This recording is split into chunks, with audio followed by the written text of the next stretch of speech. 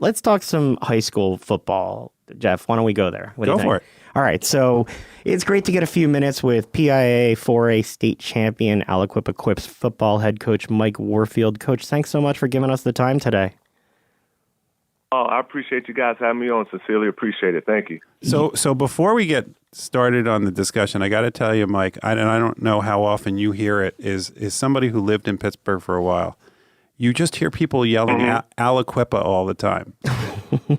Right. the Aliquippa has such for people that don't know out on the east part of the state, Aliquippa football is something that people, it's a thing out there. And it's great to have somebody who coaches a team like that on the show. The even greater thing, and we'll get to what's going on with, the level that you're at, but, it's the thing about you, wins and losses, everything I read, though, is, your quote when you were hired, we must act as if lives depend on this football program because they do. And that wasn't directed at wins and losses on the field. Can you talk to us about the community and the players that you coach in and how important this team and the relationships you have are? Oh, that's a great question, and that's definitely something I remember saying, and that's something I still believe today, and I really meant it when I said it, is that, a lot of times when you win, you actually lose, and a lot of times when you lose, you actually win. I see us, and we've always been that way. We always won on the field, but time and time again, we're losing off the field. So I'm trying to merge the two together, make sure our kids understand that the field, the most important field that we're going to play on, is in the classroom. That's something that's going to take a little bit of time, but I tell you what, our kids are doing well. I had some recruiters through the school today. I'm looking at some of our juniors and sophomores, and every one of them had over 3.0. Even our freshman who won Player of the Year, he has a 4.0. So we're getting there. It's a lot of work to do, but I want to definitely see more wins off the field than we have so far. So it's a work in progress, but that's very meaningful to me. Not too concerned about wins and losses on the field because that's going to come. We're Aliquippa, and we've always won, but definitely have to get better off the field. And I've seen players say it's not just the grades, it's the relationship that you have with them, whether it's inviting them over to your house for dinner or always making yourself available for that phone call. Can you talk about the role that you play in their lives? This is a community that's had some struggles, and you play a role that is essential for some of these kids. Absolutely. And I take that very seriously because sometimes in a role model is just as important, or being a father figure, just as important as being that father. And I think in at Aliquippa, me looking just like them, me being them, I was their age, not having a sense of direction, just having role models to look up to, father figures that I could count on. I take that very seriously, more so than X's and the O's, because that's going to be lasting. And so that's important to me. And I take that role very, very seriously because being at a school like Aliquippa, and from there, you all too often you see so many tragic stories. And I just want them to know that I'm that safety net, not just the coach. If the family situation, if their father or mother situation isn't ideal, I try to be that safety net and catch all the kids that's falling through. So, my batting average isn't that great right now, but I'm going to keep working at it and do the best I can, my whole coaching staff. Coaching, people don't realize that coaching is, as you said, more than the wins and losses on the field.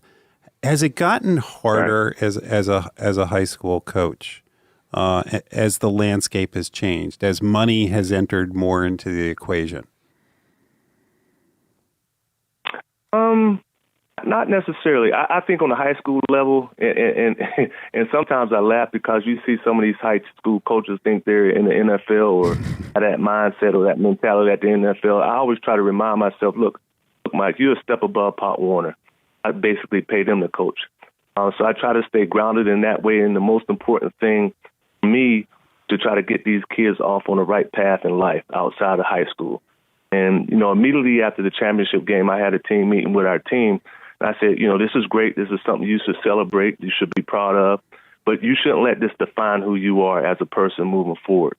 It's more to life than just winning the PIAA State Championship. Is great. You guys work for it. but don't let it define who you are. Meaning, I don't want to hear you talking when you're 40 years old, talking about this championship. It should be something else more important in your life than the PIAA state championship years down the road. Yeah, but it's more than that. I mean, we've heard stories of the kid who went to Ohio State last year getting $1 million before he steps into college. It's got to make it harder.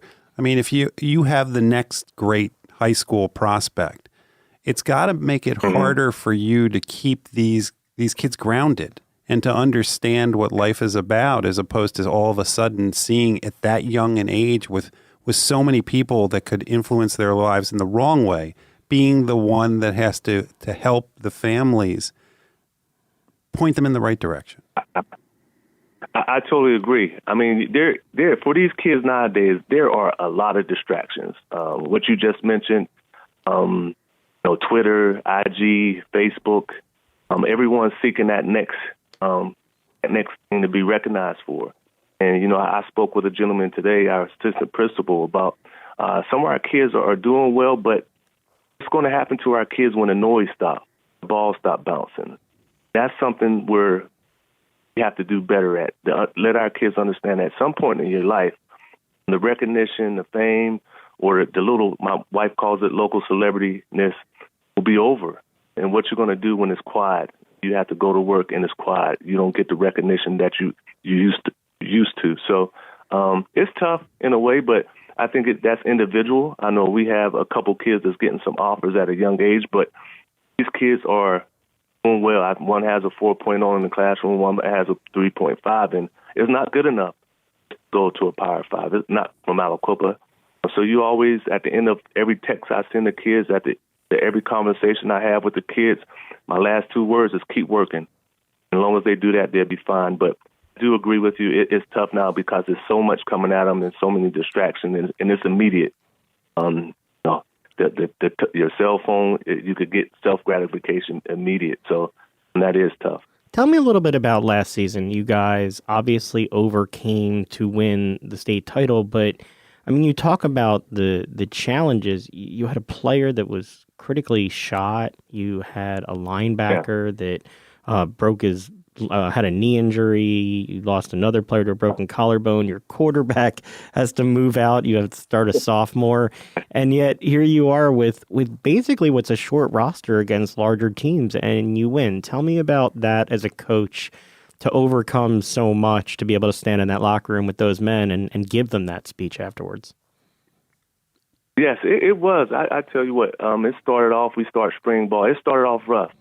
I mean, just emotionally rough. I mean, for the kids and definitely for me, even as an adult, when our star wide receiver got shot, we had just left spring practice like around 7 o'clock. I'll get a call at home that Sonny shot, and he was almost paralyzed, and thank God he wasn't.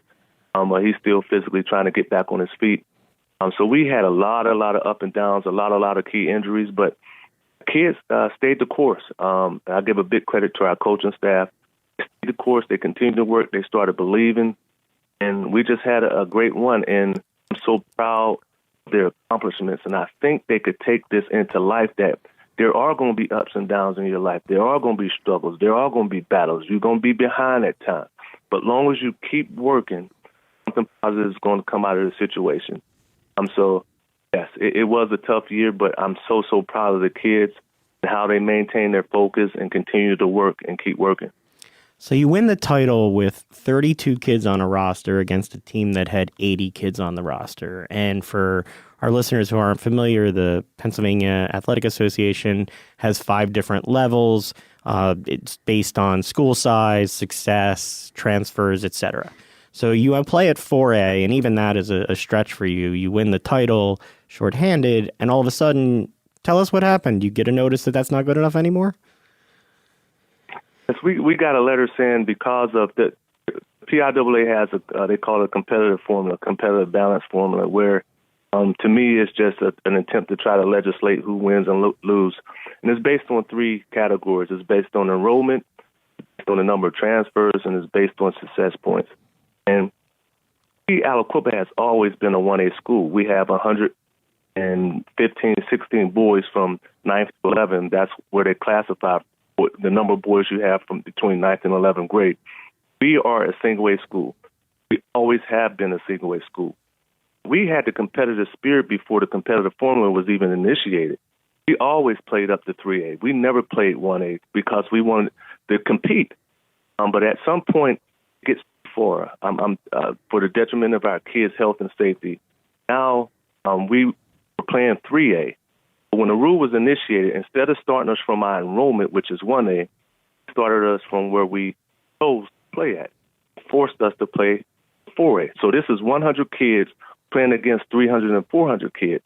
Now because of our success, the number of transfers they say we have, pushing us up 5A. So we're a 1A school being forced to play up 4 classifications. There's no school in the country is being forced to play up 4 classifications. And that's to the detriment of my kids' safety and health. And I'm so concerned about that.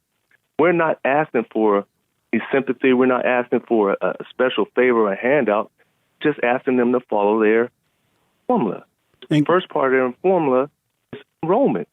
And they refuse to start us from our enrollment. They're starting us from where we chose to play. And can you tell for people that don't understand that, there may be some people who don't really understand the issue and sit there and say, well, wait a second, if they're that good, they should want to move up and play against more competition. But this isn't professional sports. It's not like you can go out and get free agents. This is your town. And so tell people who are listening why the health and safety of these kids is jeopardized by moving up. It's a situation where you said previously where we have 30 kids. I'm playing against 80 kids. For most teams in now 5A platoon, meaning they have set of players who play offense and a set of players who play defense. Our kids have to go both sides of the ball and even special teams. So we have kids, our linemen, who, if you look at, I've reflected back on our number of plays throughout the playoffs, and we averaged probably 120 plays a game. 20 of those plays was offense and defense, and probably 30 of those plays was special teams. So our linemen who goes play offense and defense have to go play 90 to 100 plays versus teams who platoon, their linemen might only have to play 45 plays. How hard and how long can our kids go at 100% and against fresh kids, series after series? That puts our kids' safety at risk. And it's not fair and it's not right. The PIAA is supposed to be protective of our kids' health and welfare. And they're not looking at that. Like I said, all we're asking for is to start us from our enrollment and bump us up 2 classes. You start us from 3 and bump us up to 3A, where we chose to play at previously. All right, so you've now appealed this, right? It's an initial appeal. It appeals to executive staff, which I strongly believe that executive staff already had their mind made up. Dr. Lombardi, previous to appeal even coming out early, even during the season, proclaimed that we're playing in a class that we should be playing because we're winning. Yes, winning is part of the formula, success point. Yeah. And he said in another article, we're playing because we got 300-pound players. That's not part of the formula. Well, that decision I thought was already made. We're just looking. The next appeal is coming up next week, next Wednesday. We just got the notification. That's appealed to the board of directors. We're looking for the independent-minded group to make a decision based on the facts, based on their formula. Their formula says enrollment, transfers, success points. Start us from our enrollment, start from 1A. We got a letter saying they classified it as 1A school. Okay, move us from there. Yeah, but that's as you know, this is just a formula. A formula doesn't take into account what you're talking about, which is health and safety. What do they say, or if they said anything yet about that? Because that's what we should all care about. This is high school sports. We should care about the safety and health of the kids that are playing it. Totally agree. They haven't said anything relative to health and safety of our kids. They keep referring back to competition formula.